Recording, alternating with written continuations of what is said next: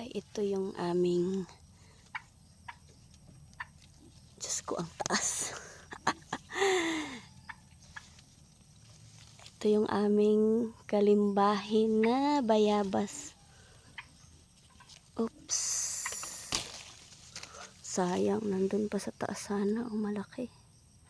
Kunin ko nga yan. Tadan! Ang aming kalimbahin nga bayabas. Ito. Hilaw pa.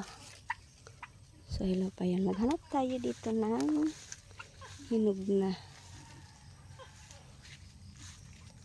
Yung isa kasi medyo mataas na kasi yung puno na to. Ang dami pa naman yung bunga sa taas. Ang problema lang kung sinong aakyat. Ayoko kasing umakyat sa mga ganitong klaseng puno kasi ito yung madulas. Ang kanyang balat talagang kung hindi ka mag-ingat sa lupa ka talaga pupulutin. Ito yung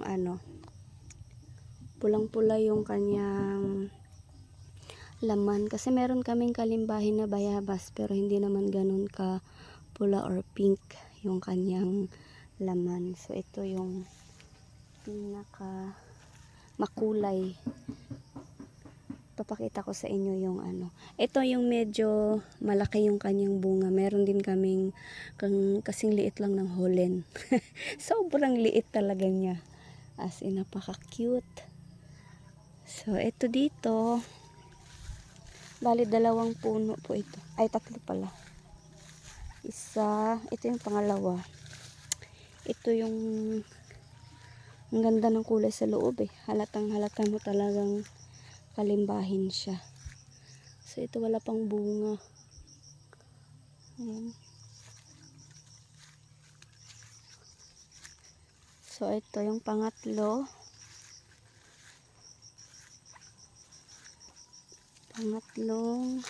puno ng kalimbahin namin. Actually, marami kaming puno ng bayabas dito. Pero wala kaming Bisaya na puno ng bayabas. Puro ito kalimbahin. Ayan, puro mga mistis ang aming bayabas dito. Ako lang ang hindi. Ito, lagi akong naunahan ng ibon kasi hindi naman ako masyadong nagpupunta dito banda. So, kadalasan, ang kumakain ng bunga dito ay mga ibon. So, wala siya masyadong bunga. Naubos na siguro. Nung nakaraan, nagpunta ako dito. Meron naman yung bunga. Kaso ngayon, wala na. Kinain na ng ibon. So, kunin ko yung bayabas na nandun. Medyo malinis na yung paligid kasi hindi pa masyadong mataas yung mga nahulog. Hindi pa mataas yung mga puno masyado. So, mas gusto ko dito sa araw magtambay sa farm kasi ayan, makikita mo talaga na green yung paligid. Masarap sa mata tingnan, nakaka-relax. Ang daming mga puno. Ayan, mga kalamansi namin.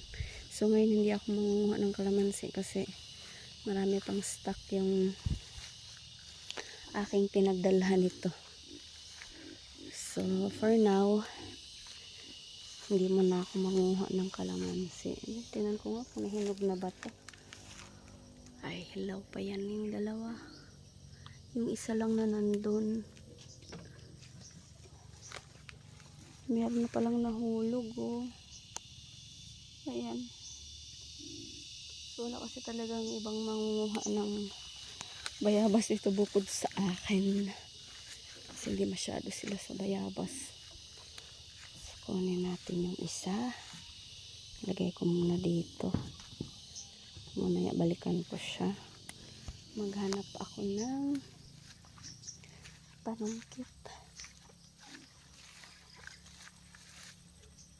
Ay, malambot na siya. Dito tayo maghanap ng panungkit sa kabila.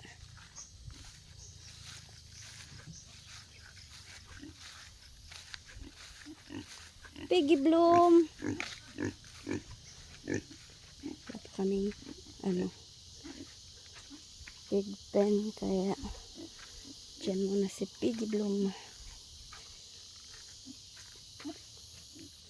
Tanong panungkit. Oh my goodness, ano yun? Itong panungkit. Kasi sayang yung bayabas. Tsaka mangunguha rin ako ng mamaya. Ayun, oh, nakita nyo ba? O, di ba ang laki niya? Yan, no? Yan yung gusto kong kunin. Yan. O, di ba ang laki niya?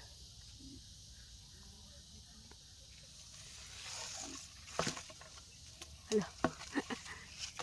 Bumaba ka na dyan. Chok! Ay! Oh, nahulog na. Sana yan? Yun. Ah, diba? Sayang kasi. Pag mahinog na to, kakainin lang ng ibon. Maganda yung pagkahinog niya. Mamaya buksan ko to. Para makita nyo na super duper ganda ng kulay nito. Pag na pag mahinog na siya, super makulay sa loob. Maghanap pa tayo ng isa. Dala. Yung isa hindi pa masyadong hinog. Kaya hindi ko muna kunin yan. Wala na ba?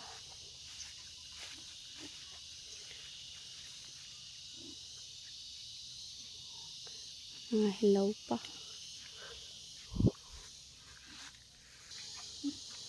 So dito naman tayo sa pang-apat na puno ng bayabas na kalimbahin. Ito yung sinasabi ko sa inyo na super duper liit. Ito siya. O, diba? Hinog na yan. Ganito kaliit. Hinog na. Ay, sabi ko sa inyo, parang yung iba kasing laki lang ng holen. Tapos yung iba naman, medyo malaki-laki din naman sa holen. Ito super liit to. Pero hinog na to. Ano natin.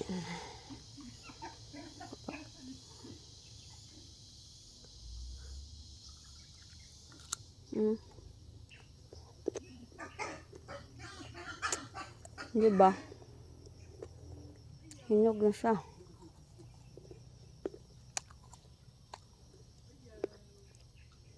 Ganyan na siya kaliit.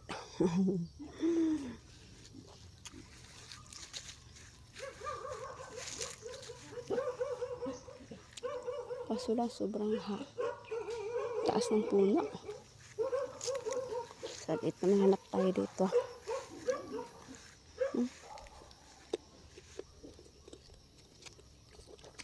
So, sira na, oh. Ang tumusok dyan.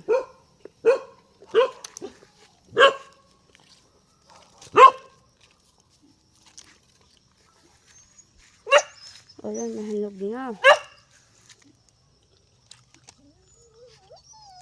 Hinog ka na ba? Parang hilaw pa siya, no? Hanap tayo. Hilaw pa din. Ito.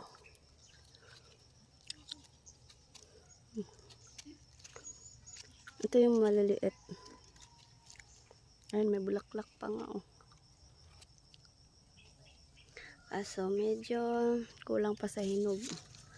Ayoko kasi yung kulang sa hinog. Masarap kainin. Yan. Ito yung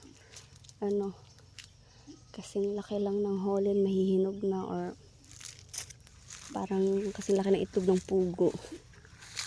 Pugo. So dito naman tayo sa kabila. So dito naman tayo sa panglima. Pangalimang puno ng kalimbahin. Walang tumubo dito na ano, Bisaya na bayabas. Kasi ito mga tanim ni auntie to eh. Sayang, ang laki oh. Mahihinog na to sa susunod na araw. Tapos, hindi ko alam kung anong klaseng ano to. Kasi marami palang variety ang bayabas.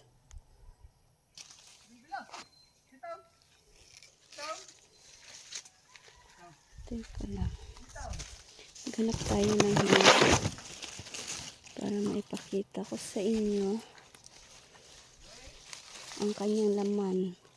Hindi to siya kasing ano, makulay doon sa unat o pangatlong ano pala, puno ng bayabas.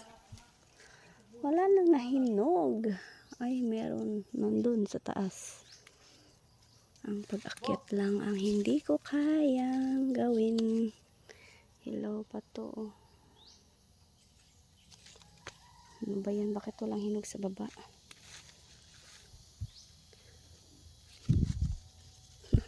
Wala talaga. Mahirap namang umakyat. Ito yung mga tanim ni Auntie V. Ayun sana sa taas. Malalaki sana. Ayun. Kaso lang hindi ko siya maabot. Marami sana sa taas. Oh. Next time na lang ipakita ko sa inyo yung ano niya. Yung laman. So, mabalik tayo doon sa aking unang kinuhang mga bayabas. Ay, meron pa pala doon. No? Kaso lang wala pang bunga yun.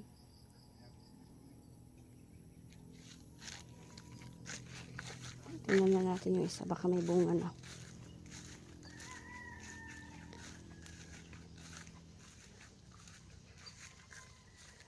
Yan ay ano, lemon. So, dito tayo sa ilan na ba to? Anim pang pito. Ay, wala siyang bunga. Nung nakaraan nagbunga siya. Kalimbahin pa rin to. May bunga pero maliliit pa.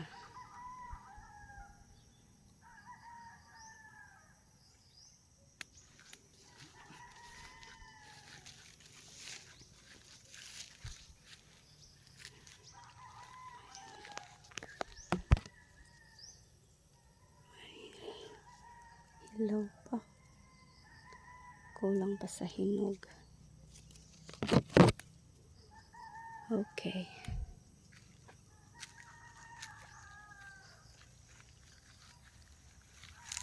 Yan yung aking tanim na pomelo or suha. Matagal yan magbunga. Kasi alam ko sa suha na sa mga 8 years bago magbunga pag buto eh. Ayan, masarap pa naman yan kasi ano yan, kalimbahin. Tapos yung pangalawa. O diba? At least kahit matagal siyang magbunga, meron akong aantayin magbunga kaysa naman talaga wala. Ayan. Saan ba yung nakita kong malaki? Uy. Meron pala siyang bunga at nahinog na. Ayan. Okay. Tikman natin. Kalimbahin pa rin to. Ito yung mga tanim ni Auntie V. Dito sa farm. Walang tumubo na ano. Mga Bisaya na bayabas. Alam niyo yung Bisaya na bayabas. Matamis din yun.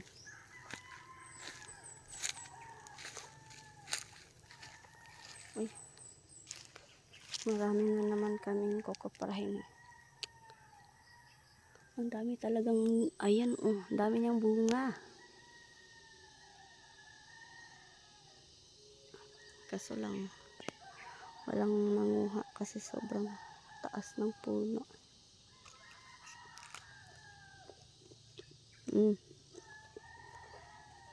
Ayan oh.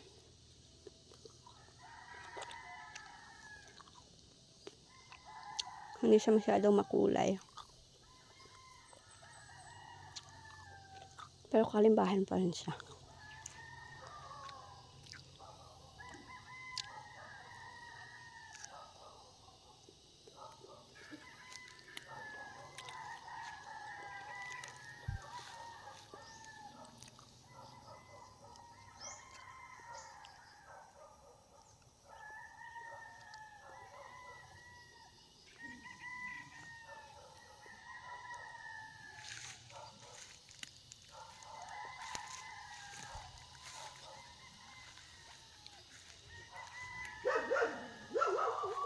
Ito pala yung puno namin ng mabolo.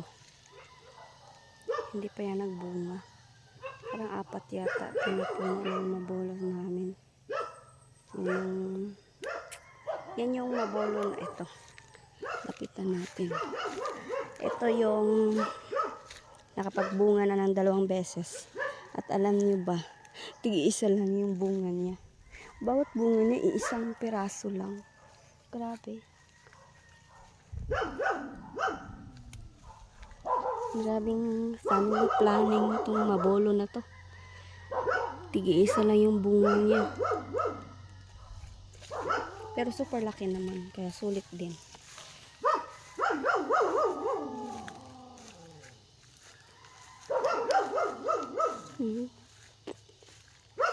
Sarap ng bayabas. Bunga na yung aming niyog. Ang baba lang niya.